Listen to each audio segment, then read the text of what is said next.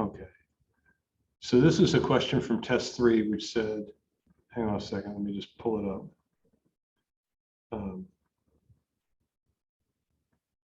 It's from the chat. It said, what is the tangential velocity of the edge of a saw blade that has a radius of 10 centimeters and is spinning at 200 revolutions per minute? Right. And so I had to first calculate what omega was in radians per second. Then I had to multiply v equals omega times r. That's the velocity, r. So now let's go to the next one. So an arrow is fired with a speed of 40 meters per second, an angle of 30 degrees.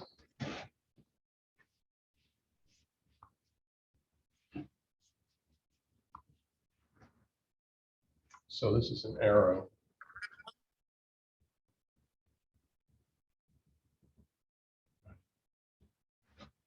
V naught is equal to 40 meters per second.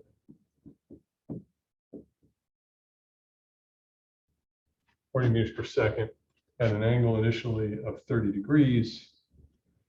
And it says, what is its height above the ground after 3 seconds?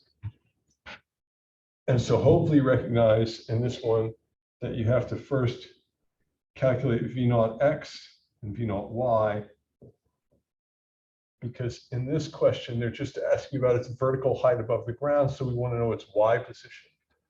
Right, you've got 5 y equations, and so the 2 equations in y that that have position in them. Well, there's more than 2, I guess, but position in time. The first one is y equals y naught plus v average y times t. I'm sorry, it says what is its height above the ground, right? So it's asking for the y.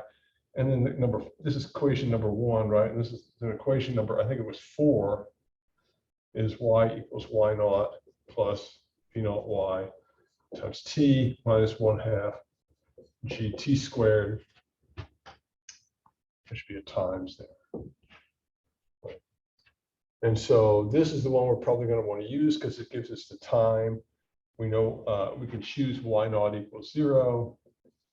For the ground, right? The v naught y we have to get by finding the component of this guy, right? And so if this is what our initial triangle looks like, v naught y, v naught x, and v naught, if this is theta, then sine theta is equal to v naught y or v naught y is equal to v naught sine theta. That's equal to 40 meters per second times the sine of 30 degrees. Sine of 30 degrees is a half, so it's 20 meters per second. And so that's its initial velocity, right? And then and so now if we want to use this equation again, we're after the height after 3 seconds, and so we get at t equals 3 seconds. That takes care of the time, and the time we know what v naught y is, and we know what y naught is. So say it's equal to 0 plus 20 meters per second times 3 seconds minus 1/2 times 10 meters per second squared times 3 seconds squared. Right, and so that's 60 meters. And 0 is just 0. 20 times 3 is 60 meters per second times seconds is meters. Sorry, minus 1/2 times 10, which is 5. 3 squared is 9. 9 times 5 is 45. The second squared is canceling at minus 45 meters, which is 15 meters.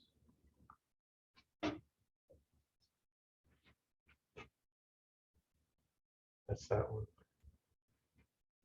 I could also ask you what its x position was after 3 seconds, right? For that one, you'd have to just calculate the x component of the velocity, and that would be v naught cosine 40 meters per second. That was the cosine of 30 degrees, and that comes out to like 34, 35, 34.6 maybe, right? And then multiply that by 3 seconds. This would be like 100, not 100, yeah, maybe 103 meters or something like that. All right. But that's the answer to the question you asked. Right. On test 2, get the next one. On test 2, a satellite mass of 1,000 kilograms is orbiting the Earth at a circular orbit at a distance of 6,300 meters above the surface of the Earth. What is the approximate gravitational force acting on the satellite? So in this one, hopefully you guys are good on that one.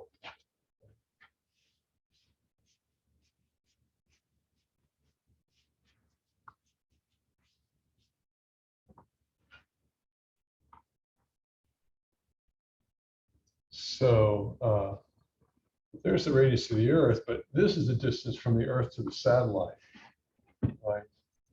Where this distance is 630,000 meters, and this distance is 6.37 times 10 to the 6th meters. And so that's the distance above the surface of the Earth, but the gravitational force depends on the distance between the centers. And so you have to add these up. The sum of those two is 7 times 10 to the 6th meters.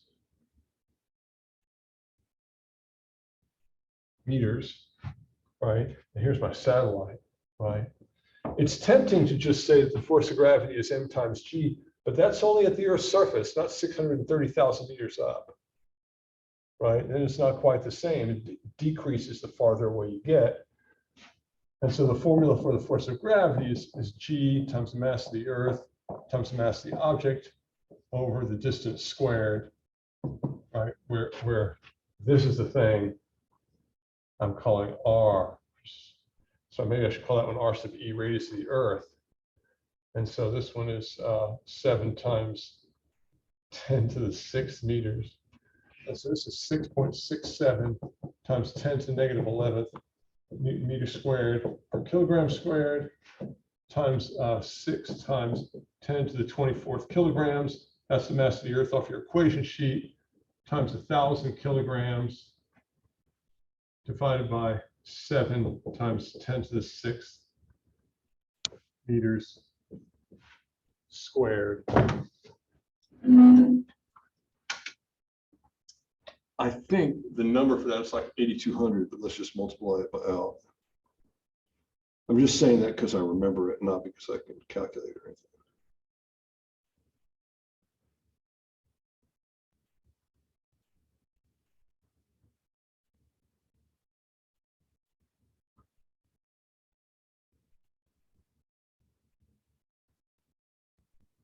Yeah, I get like the force of gravity on it is 8,200 newtons.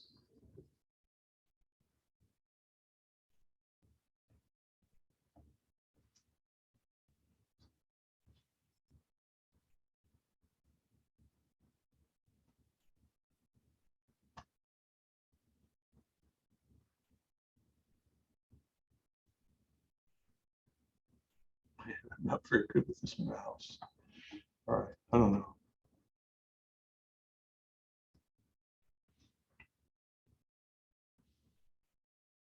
All right.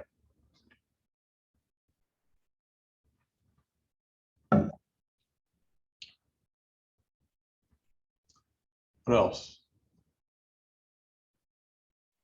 I haven't heard anybody's voice. Can somebody just say something? Just let me know my speaker works in case somebody.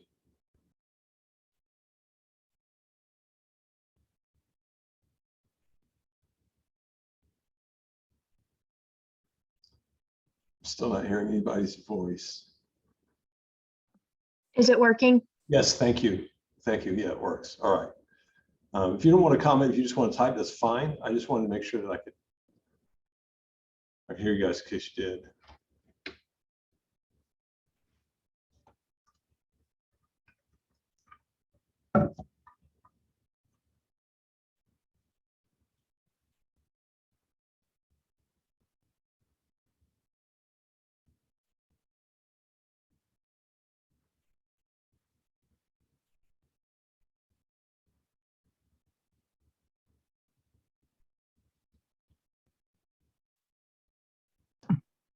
On test 2, the question about the 3-pound book that's sitting on the table, and then it's like the Newton's third law reaction force to the downward force on the book is, why is it the book pulling up on the earth and not the table pushing up on the book?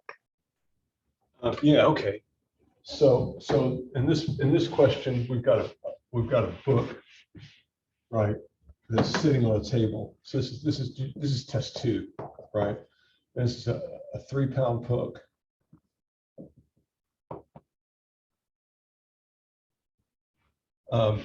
And so the question is, what is the Newton's third law pair for the force that's pushing down on the book, right? And so if you think of Newton's third law as, you know, F due to object A on object B equals minus F on object B due to object B on object A, right? That's really what Newton's third law says. It says if I push on the wall that way, the wall's going to push back on me this way. And so when I say there's a 3-pound downward force on the book, what's the cause for that force?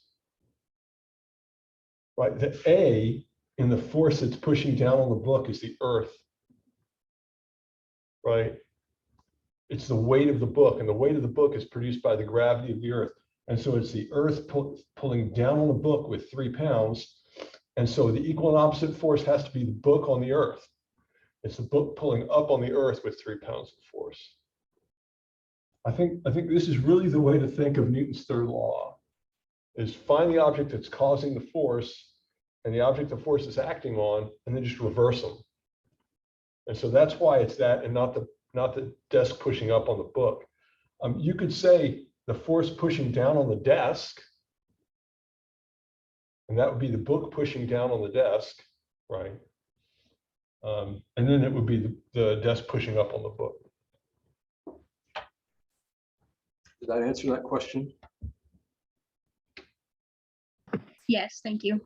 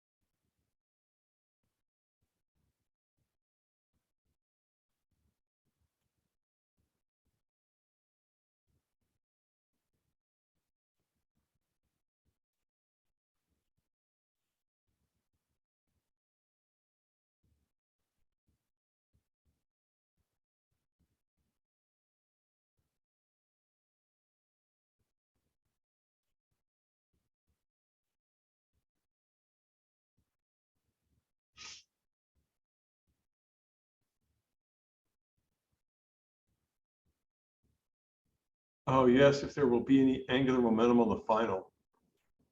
Um,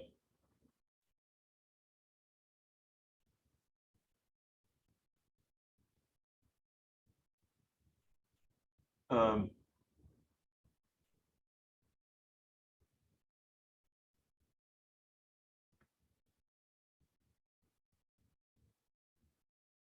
hang on a second.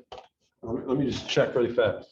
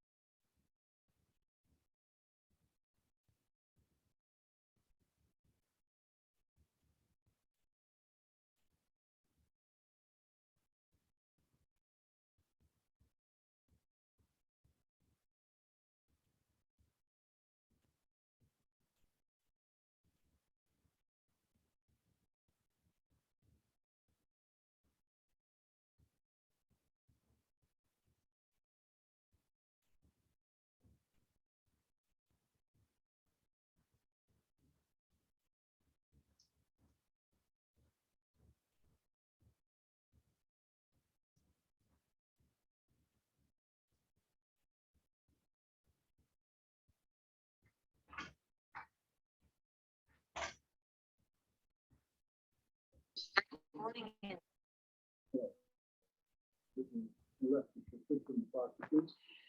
he came across this one individual who listed his employment list and that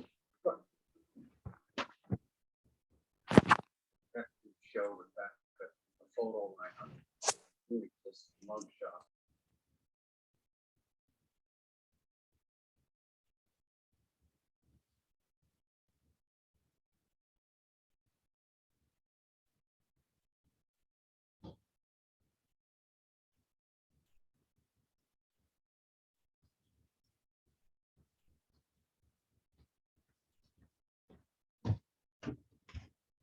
Sorry about that. No, I didn't think there was, but you asked me if there's angular minimum on the final, and the answer to that question is no.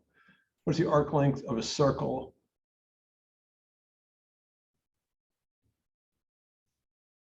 Okay, so this question is asking, what is the arc length of a circle with radius 2 meters subtended by an angle of 80 degrees, right? And so, here's my circle, and this would be, this would be 90 degrees. So I'm going to say it like that. Maybe it's 80 degrees or something like that.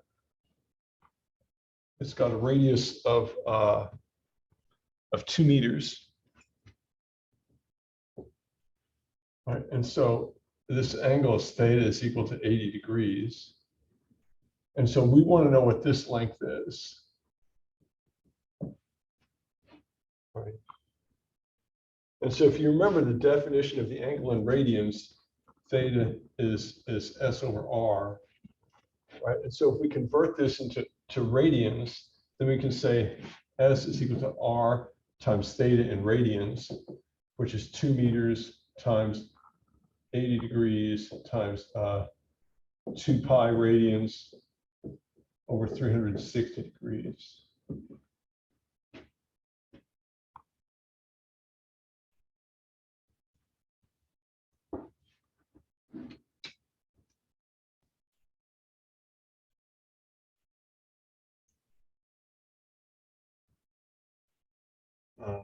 So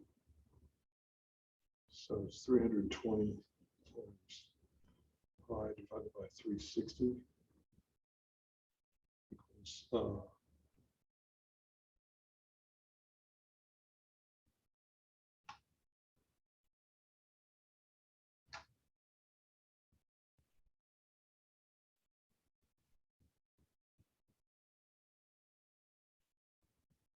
I've lost something there.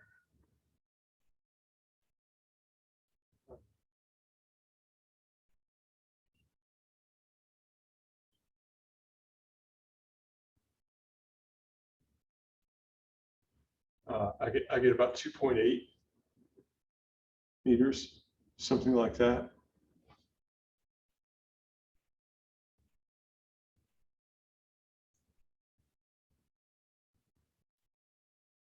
Okay, the next question is, Bob has a mass of 80 kilograms and is standing on an elevator which is accelerating downward at 2 meters per second squared. What is the approximate normal force acting on Bob?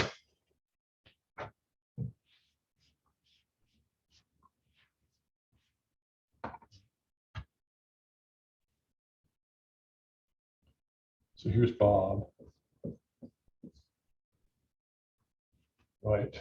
And we can say, look, there are multiple forces acting on Bob. There's a force of gravity downward, and there's a normal force acting upward. And Bob is accelerating at 2 meters per second squared downward, right?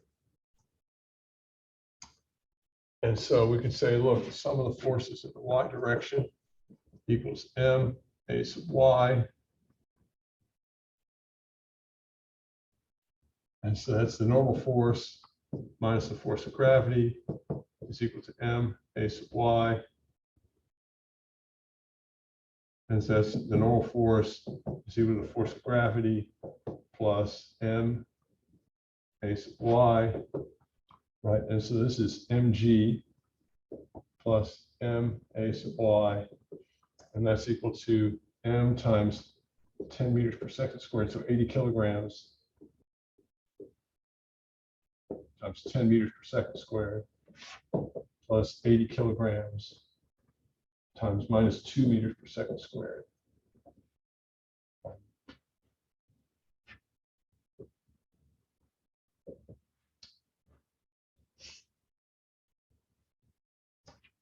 And so it's 800 minus 160, maybe 640 newtons.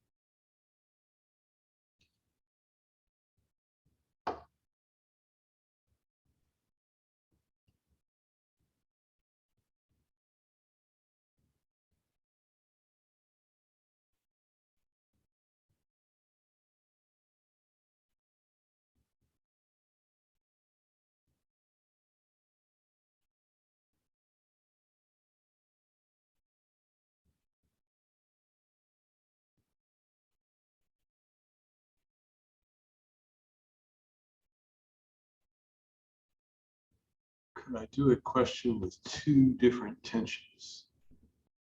Do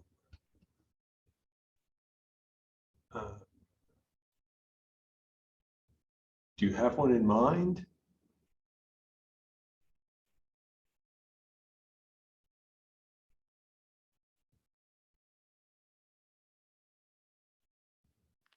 Hold on, I found it in my notes when I was studying. Let me go back and find it real quick. Okay.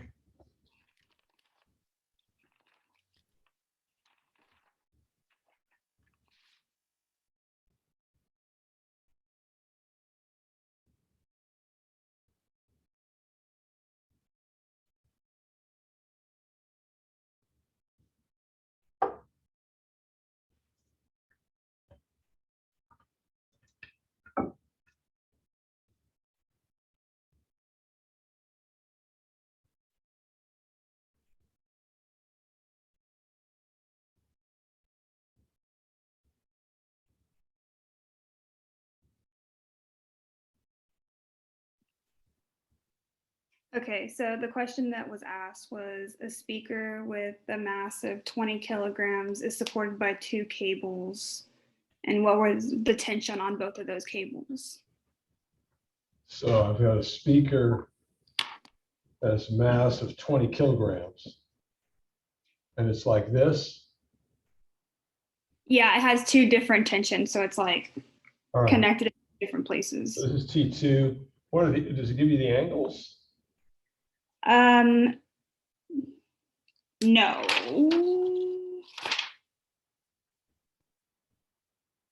I had a 45-degree angle on tension 2. And what is tension? Which way does tension 1 go? I think it was straight out from a wall, so I guess 180. Like this? Yeah, that's what my picture looked like when I drew it in class anyway. T1. Like that. All right. So what are the forces acting on the box, on the speaker? I've got a tension going this way, and I've got a tension going that way. This is also 45 degrees, right? What else is it? What else? Anybody tell me what else is acting?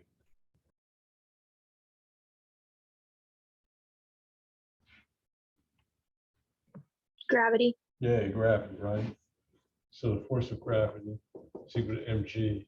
So what do I have to do if I want to start figuring out what these T's are? What do I have to do? What's the first thing, really?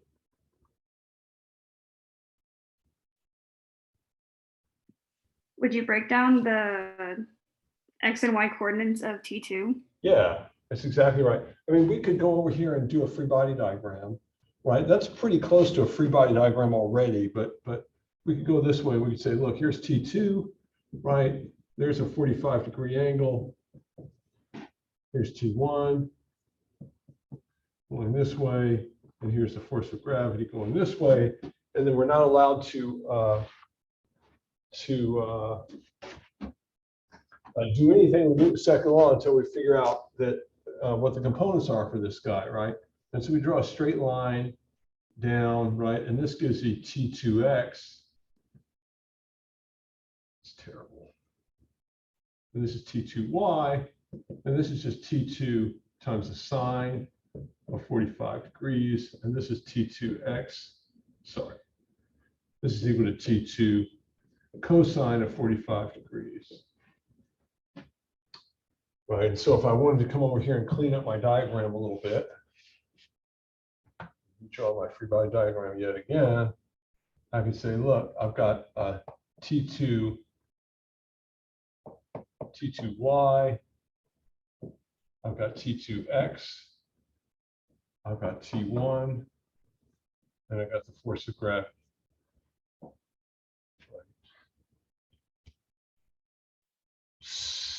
So, you know, in this case, I think it's pretty easy to see that I draw a coordinate system like this, right? What's my next step? Now I've got a coordinate system.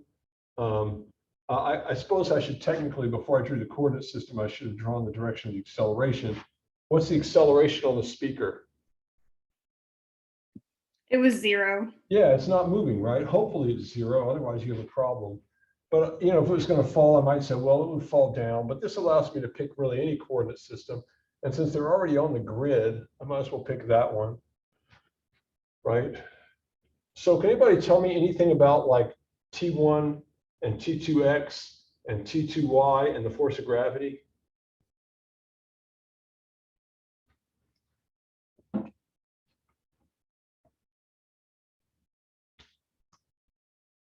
So once you've drawn a free body diagram like this, and it's kind of complete, you've broken down all your components and you've got everybody on an axis, what's the next step?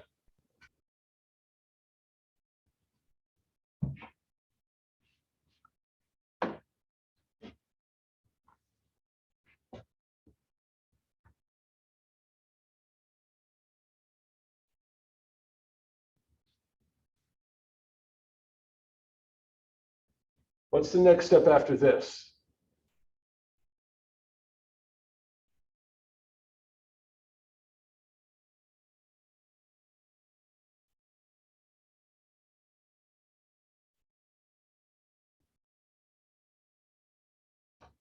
My free body diagram is all finished.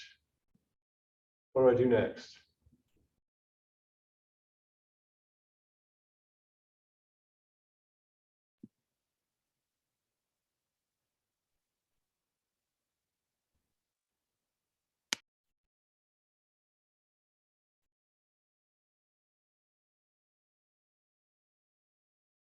I have to write down some kind of equation. Would you solve for Newton's second law? Yeah, exactly. So sum of the forces in the x direction equals ma sub x, and the sum of the forces in the y direction equals ma sub y. If we do the x's first, what is the acceleration in the x direction for my speaker? 0. It's 0, right? It's not moving. And so this tells me that the sum of the forces in the x direction equals 0. Well, what are the forces in the x direction? T1 and T2x. Yep, and so I have T2x points in the plus direction minus T1 is equal to 0, or T2x is equal to T1. If I wanted to, I could go back to the definition of this and say this is T2 cosine theta is equal to T1, or T2 is equal to T1 over the cosine of 45 degrees. Right, because theta was 45 degrees. That doesn't tell me what either one of them is, but it tells me what their relationship is. Notice, by the way, this statement here is just saying, look, if the thing isn't moving, these two guys have to be pulling equally hard in opposite directions. Right? And you can almost look at that without having done this. You could look at this and say, all right, if it's not moving, then these two guys have to balance and these two guys have to balance. Right? This is a more formal way of saying it. But if there's no acceleration in any particular direction, then the forces in that direction have to add up to each other. The ones pointing to the right have to add up to the ones pointing to the left. Right? So I can come over here and do the same thing for the y. Sum of the force in the y direction equals m a sub y, and that's just 0. And that tells me that T2y is equal to mg, or T2 sine theta is equal to mg, or T2 is equal to mg over the sine of 45 degrees. But m is 20 kilograms, I think you said at the beginning. Is that right? Yeah, it was 20. 20 kilograms. And so this is 20 kilograms times 10 meters per second squared over 0.7071 or something like that, which is like 280 newtons, maybe.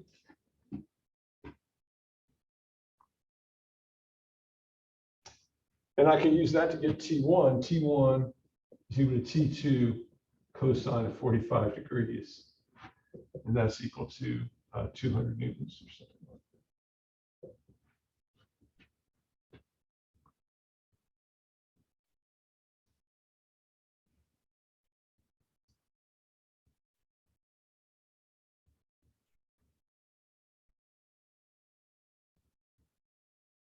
I wouldn't give you one question that asked you all of that, right? But I could give you any little piece of that. I think on the test over that, I just asked you, like, what is the equation for the sum of the forces in the x direction on a similar problem or something like that.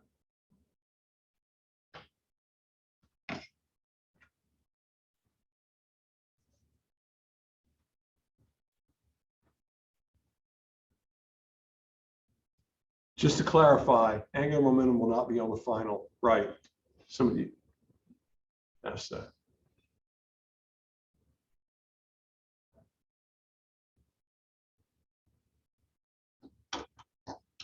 Yeah, no angular mo.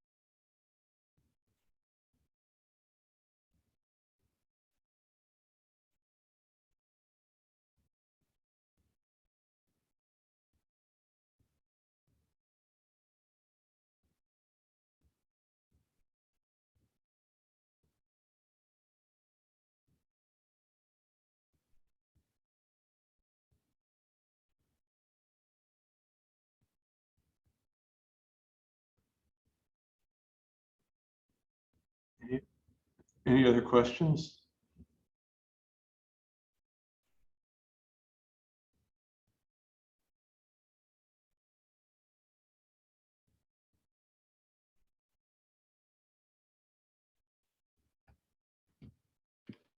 Will there be any other questions about like the rods and the cylinders and having to remember all the different equations?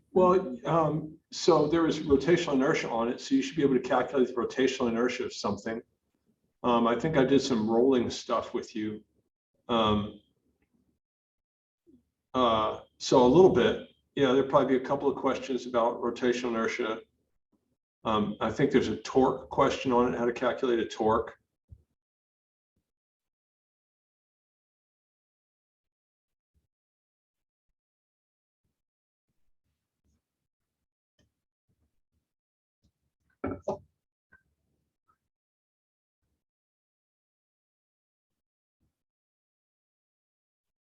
I think that was on your last test too, wasn't it? No, that's right. We just did rotational kinematics on the test.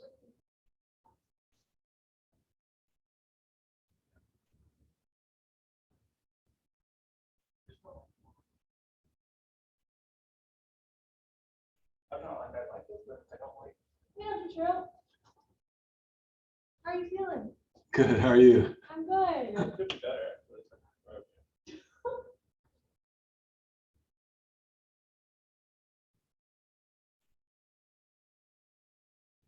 Okay.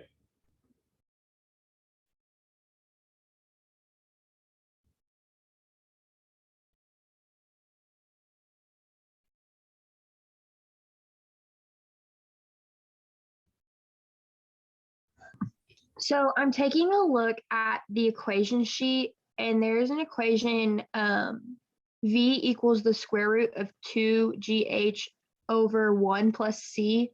What does that C stand for? Yeah, so here's the thing.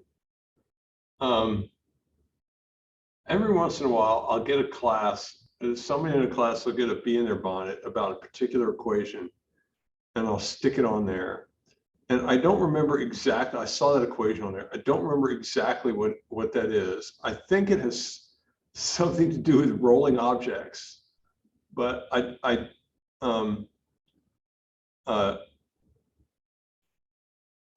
didn't see it as a significant equation. I don't know how else to answer that. Okay.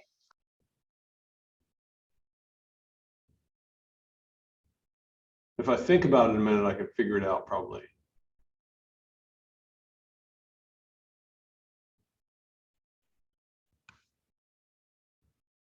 That's why I don't like to add equations, because it,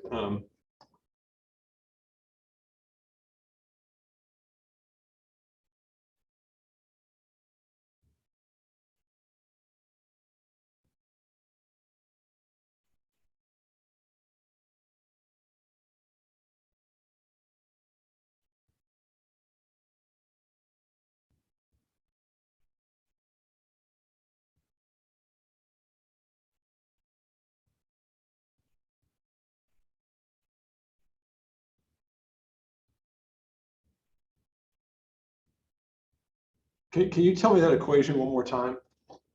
Said V. V equals the square root of 2GH over 1 plus C.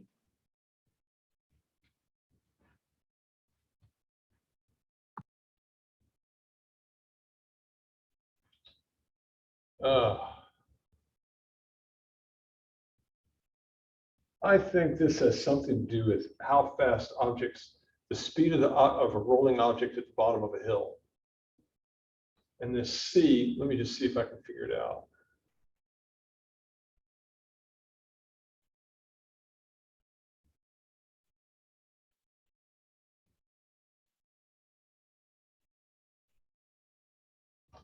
Two-fifths.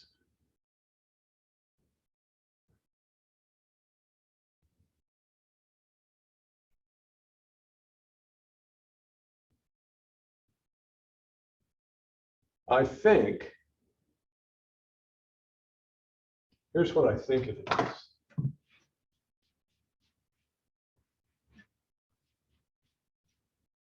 I think some years ago when I was using a different textbook, when they were writing the rotation inertia, like for an object. So let me just say object. All right. Object and then rotational inertia, right? And so this is a solid sphere. And then a solid cylinder. And then this is like a hollow cylinder. This is a hollow sphere, maybe. And so this is like 2/5 mr squared. And this is 1/2 mr squared. And this is 1/2. This is just mr squared. So this is like 1 times mr squared. And this is 2/3 mr squared. And so I think like this column in this textbook called that number C, whatever the coefficient was, 2/5 or 1, 1/2 or 1 or 2/3. And then you can take that number and stick it in here. And if an object was rolled down a hill of a height h, you could put the C in here, and this would give you the speed at the bottom of the hill. That's what I think it was. Okay. I mean, the thing to remember, I think, is like when rolling down a hill, the ones with the smallest rotational inertia are the fastest ones to get down the hill, right? And the ones with the biggest rotational inertia are the slowest ones to get down the hill. And that's, anyway, we did one of those, a couple of those, I think, with the learning catalytics. Just gotta calculate those.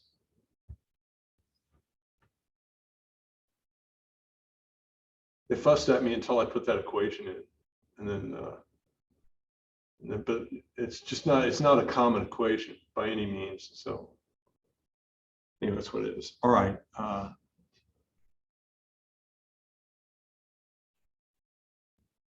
Can I put the rest of our learning catalytics on chapter 10? I didn't know I hadn't done that. Chapter 10 learning catalytics on Canvas. I'll take a look at it after we're done here tonight. Is there nothing up from chapter 10? Or is it just not all of it?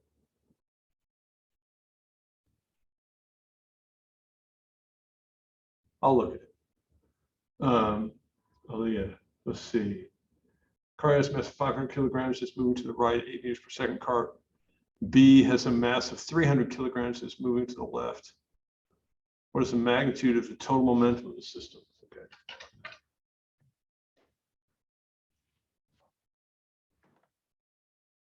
So car A. So here's car A.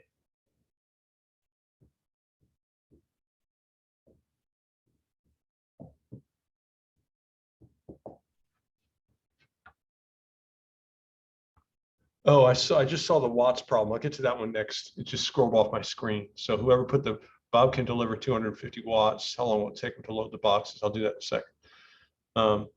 Car has mass of 500 kilograms, moves to the right 8 meters per second. And car B.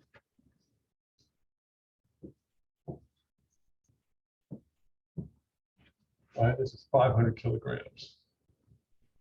And this is 300 kilograms at 10 meters per second. 300 kilograms at VB is 10 meters per second. And so it says, what is the magnitude of the total momentum of the system? And so we have to remember that momentum is a vector. And so if I want to say the total momentum is just PA plus PB, and that's MA VA plus mass of B times velocity of B. And so I have to do, this is 500 kilograms times 8 meters per second plus 300 kilograms. And this is where I have to be a little careful, because once I call this 8 meters per second, I'm saying positive is that way. And so this is minus 10 meters per second. And so it's 500 times 8, which is 4,000 kilogram meters per second, minus 3,000 kilogram meters per second. is minus 1,000 kilogram meters per second. But then the problem asks for the magnitude, and so the magnitude is just the positive part of that, right? And so I would call it the magnitude 1,000 kilogram meters per second.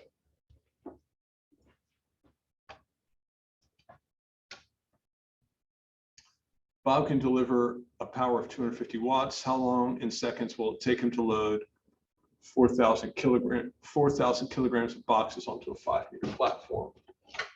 So the power is the work per time, right? And so the time is equal to the work divided by the power.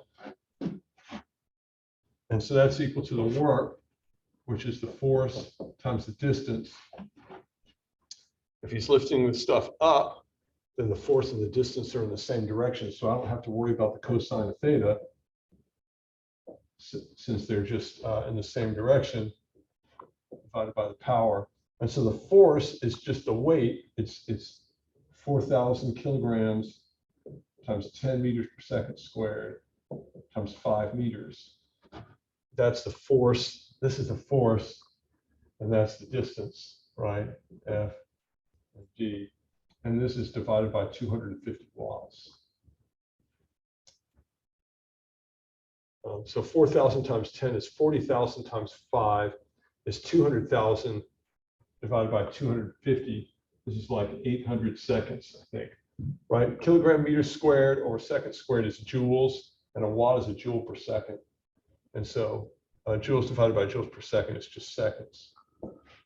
Just what I would expect. It's about 800 seconds.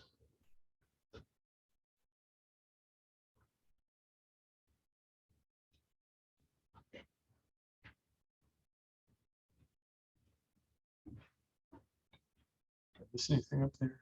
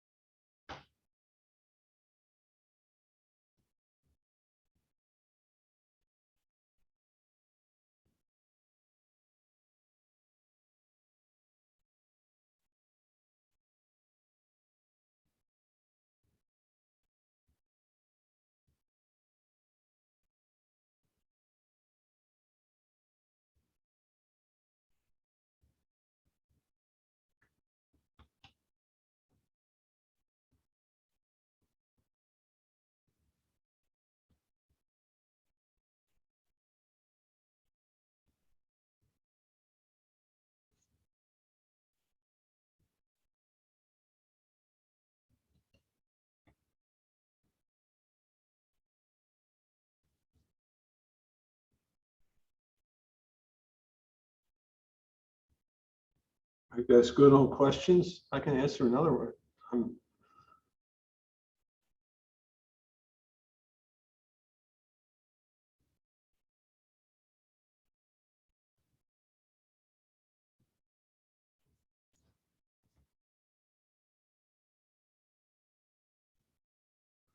Okay, so if you're in the 8 o'clock class, if you have any doubt, just come to room 116. Right? I'm going to put the 9 o'clock group in 208, which is directly above 116 essentially. And so, but if you have any doubts, just come to room our normal classroom, and we'll go from there. But the 9 o'clock class will be in room 208, and the 8 o'clock class will be in room 116. And I'll sort of be wandering back and forth between.